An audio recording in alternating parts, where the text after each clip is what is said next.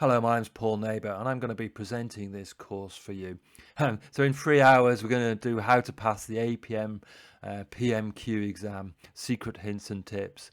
Well, not really. What we're going to do is we're going to explain to you exactly what the markers are looking for and how to structure your answers to maximise the chances of you getting the marks that you deserve in the exam. So this course is aimed at three groups of people. It's aimed at people who are self-studying for the APM project management qualification based on the 7th edition of the Body of Knowledge.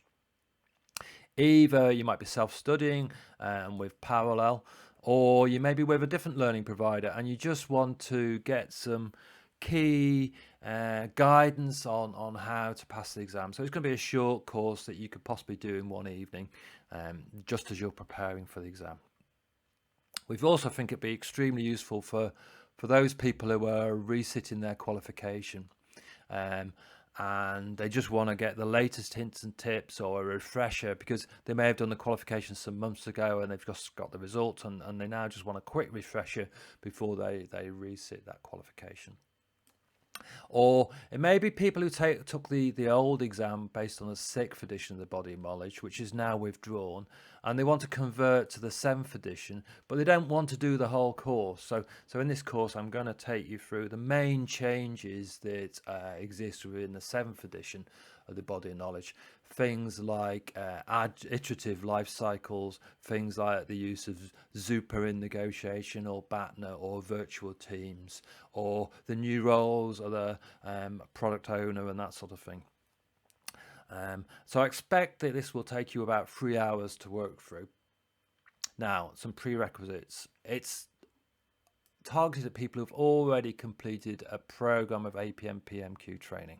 So this is not a replacement for the full course. This is just focused on how do you get the best result out of the knowledge that you've already acquired through that training.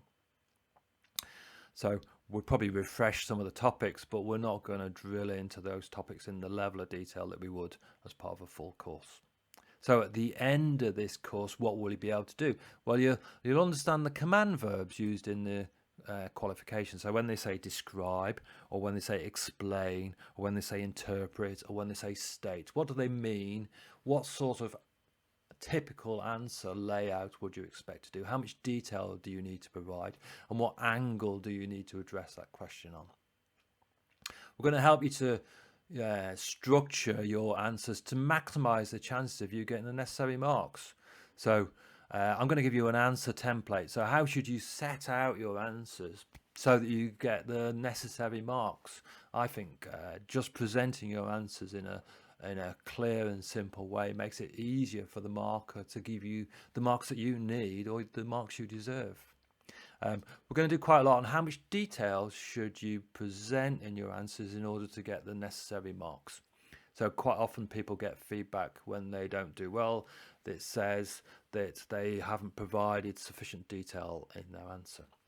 So what level of detail is required in order to get a good mark in this exam? We're going to give you some. I'm going to give you some hints and tips based on the core principles of project management. So we know that in a project, the objective is to deliver the project within the success criteria of time, cost, and quality. So how can we use that understanding to help us build an answer to a question? Or we know that most projects follow a project control cycle where we plan, monitor, evaluate, and take corrective action. So how can we use that to help us to build up a good answer for a question?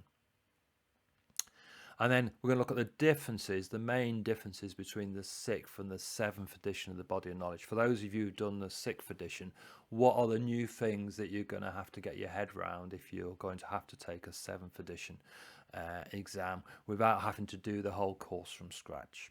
So the course is presented via Moodle. I've prepared these detailed notes and guidance for you. There'll be some exercises for you to do in terms of typing out questions. There'll be these video lectures, and I'm going to include an interactive forum where you can share your posts with other questions.